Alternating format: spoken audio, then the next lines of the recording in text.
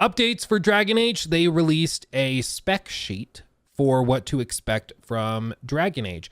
And there was even further interesting news. We'll look at the spec sheet in just a second, but there was also interesting news here posted from the project director and executive producer at BioWare. He posted the launch times, and then he said, Veilguard will not have de novo on PC. We trust you. What? Like, oh, okay. Is that what we're doing? Okay, wow, okay. Did not expect this. So straight up, they have said there will be no third-party DRM included in the game when it launches on PC. There will be just the game, native on Steam, and their approach is, according to their posts on social media, their approach is, if you like the game, they hope that you buy it. And if you don't like the game, there's nothing they can do. But they're taking the approach that's shared by Gabe Newell, which is just that piracy often is a result of service. It's a service issue at the end of the day. He said piracy is a service problem, meaning most people pirate because they don't have access to the product or service they want. They'd pay for it. They just would have to jump through too many hoops. Or there's other times where, yeah, he said it's not an issue of price. It's usually a matter of service. One of the frustrations people have, just in case you're not a PC gamer, is that de novo tends to CPU bottleneck a lot of PC games. So all what you can imagine de novo is a piece of software that goes into these games, and then it sits there. And if you think of from a real-time perspective, if we have this is time, and then this is processing power, so maybe just CPU. If you think of it this way, you have a certain amount of de novo processing that happens at any given moment. This is exaggerated, but it kind of demonstrates the point. And then this is the total capacity. So there's always going to be some lost processing power within this because of de novo running in the background, trying to maintain either connections to servers or does other stuff to verify it's not a pirated copy. And this is also part of the reason why some companies like the always online thing, because it's much harder to pirate something that requires an online connection to function. That's why I've told you these companies are giddy, I'm sure, at the idea of ChatGPT integration into games, because in order for the game to function, it would have to be connected through their official servers and stuff. So piracy just wouldn't work. The game wouldn't be the game without being connected to the internet constantly. So I don't love that, but I think that these game devs, or rather executives, I'm sure, are drooling. But de novo often really severely impacts performance on PC, especially on lower to mid-tier PCs. It can be quite disruptive.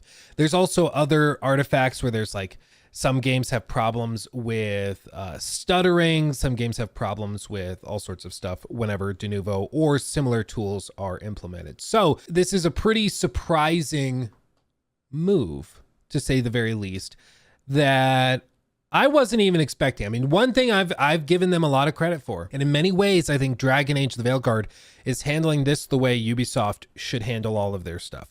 When you are when you're on the back foot, okay, this is not the time to throw Hail Marys, okay? You gotta, in my opinion, when you're on the back foot, you should focus on stabilizing, getting rock solid, and then starting to counter very tactically. But it's not the time when you're on your back foot falling over to start trying to throw the biggest punches you've got, because even if they land, because you're on the back foot, there's nothing behind it, so it's not going to do anything. It's a rough analogy, but hopefully you understand. Translated more clearly, Dragon Age is coming from BioWare. BioWare has had 2 back-to-back colossal flops, impressive flops. They had Anthem back in, I think, 2019, which was a disaster. And prior to that, they had Mass Effect Andromeda, which was also a disaster.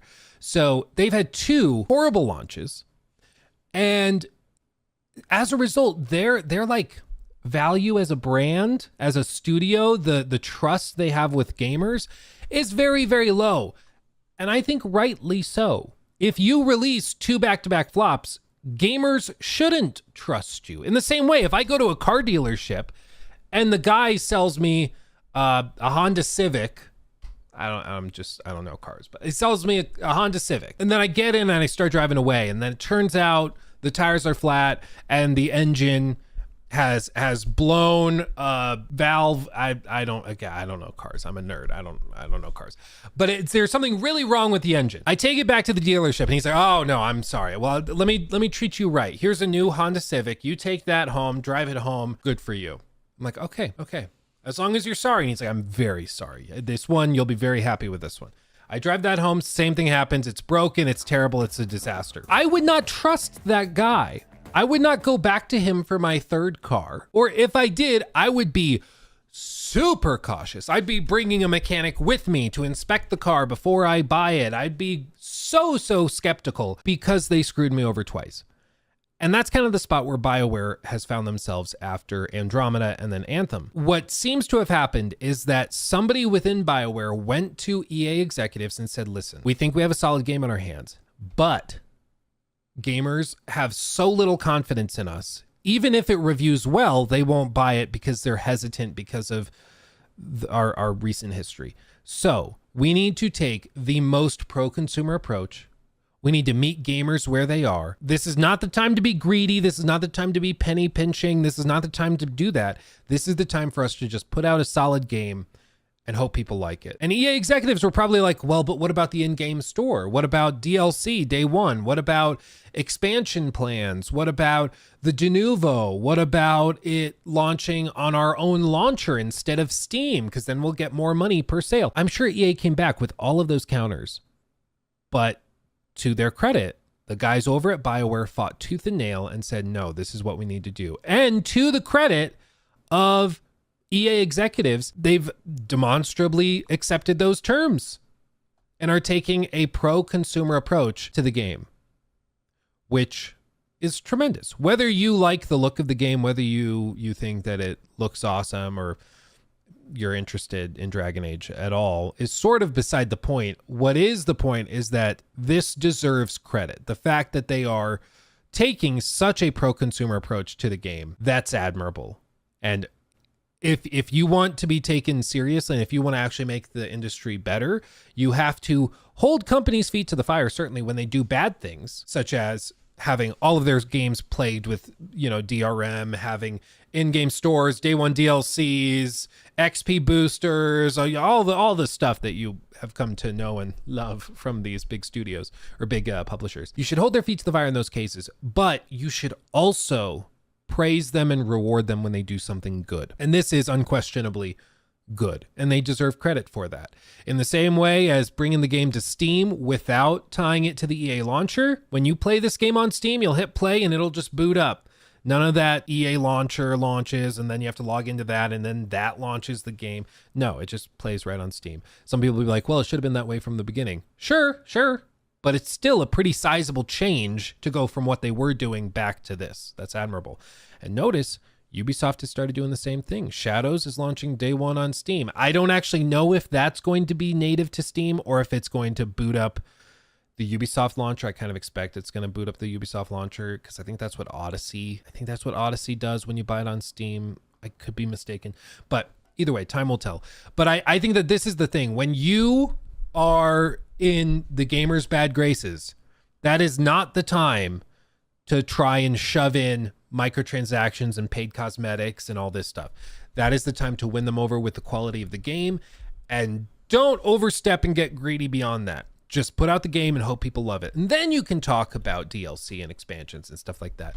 But if your game is really good and you are not treating your gamers like pay pigs, they will support it. As we saw with Baldur's Gate 3, that game did not launch with a ton of paid, DLC day one. That game is not planning big expansions. That game did not do the crazy levels of pre-order bonuses and stuff. Like, it's just a really good game, and it spoke for itself. In the same way, Black Myth Wukong, it's just a solid game. Nothing that crazy besides that. I think that they did have pre-order bonuses, but still just a very, very solid game.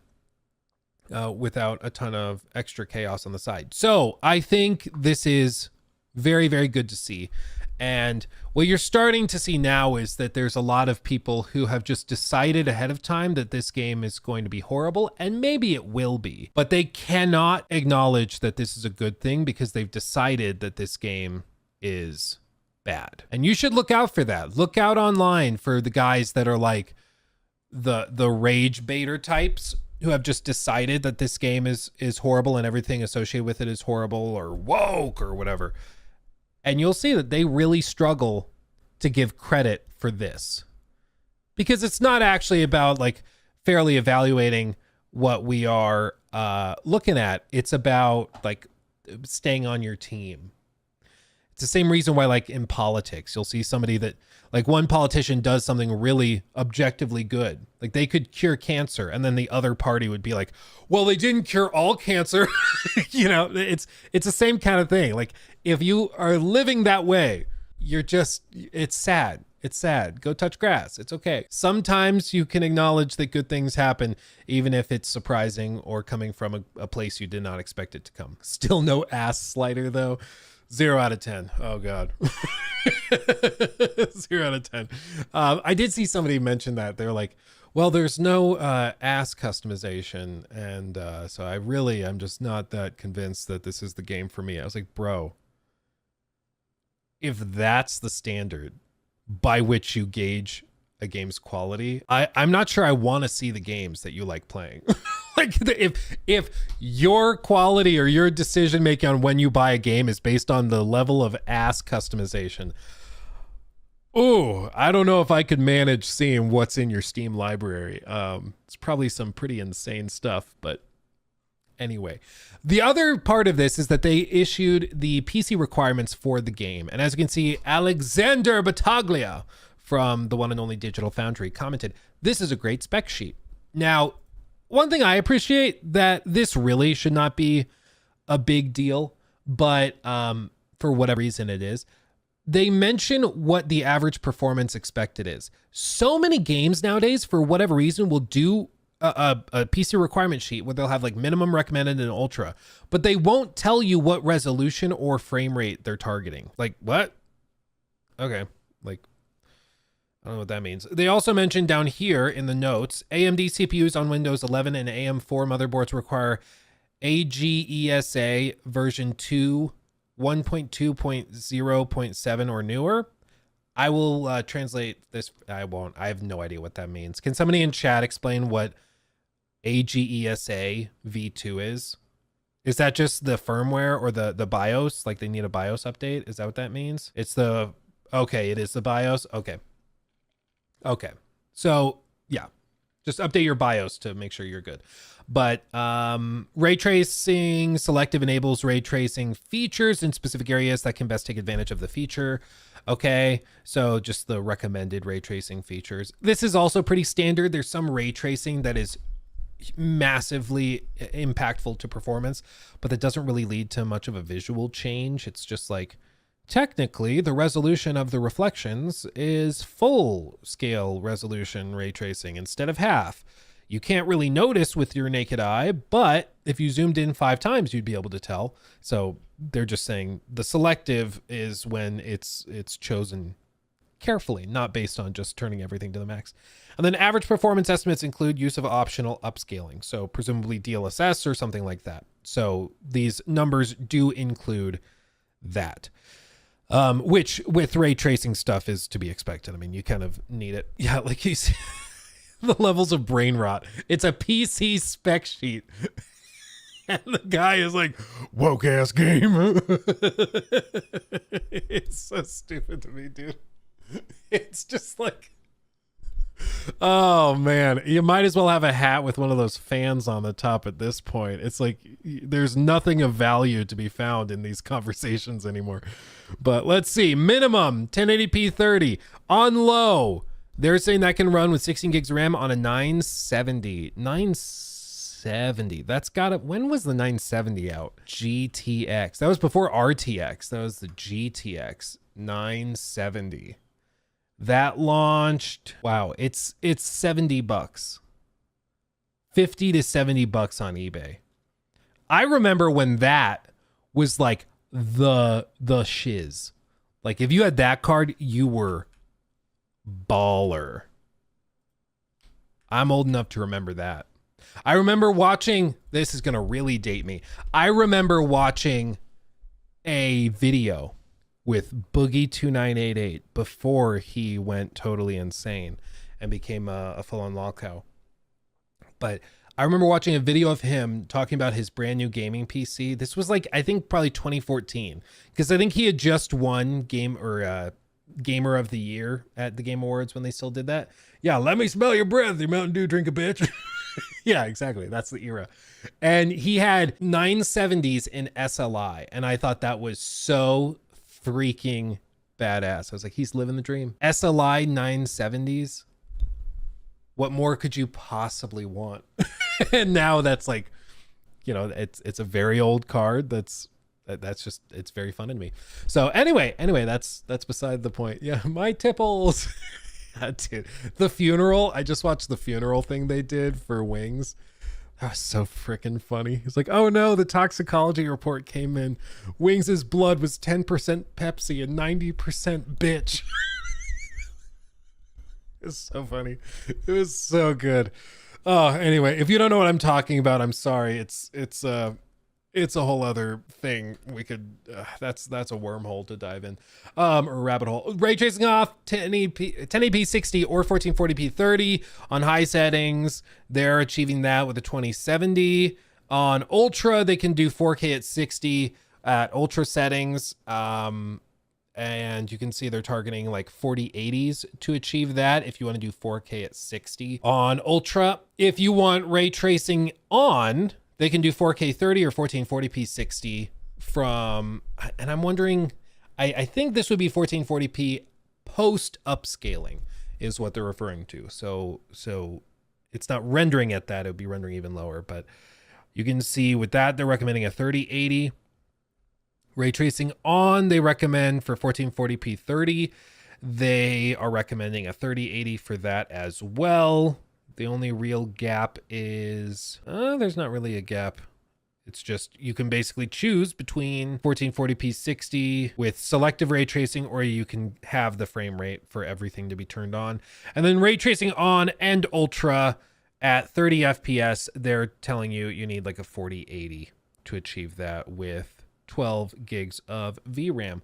All told, a pretty hefty game, but it actually seems to scale really well. Whenever you have a modern AAA game that is also supporting cards from a decade ago, that's pretty impressive. FYI, GTX 970 was from 2014. Yeah, that sounds about right, because I think Boogie won that award in 2014. So that lines up, because it was right around that time. So honestly, pretty solid, and no DRM, none of that stuff. It just seems to be really well optimized, and it is day one Steam Deck verified. It's been like Steam Deck verified for months. I think it was verified 2 months ago. Very impressive. I mean, they've really polished this up. So I'm optimistic. I hope that they nail this, because we should all honestly be hoping that they nail it. Imagine if BioWare can come back, and then we have Larian and BioWare making cutting edge RPGs. Can you imagine how great a world that would be, especially if they're taking pro-consumer approaches to all this? Dude, it'd be great. It's all I want. It's all I want, but I guess time will tell.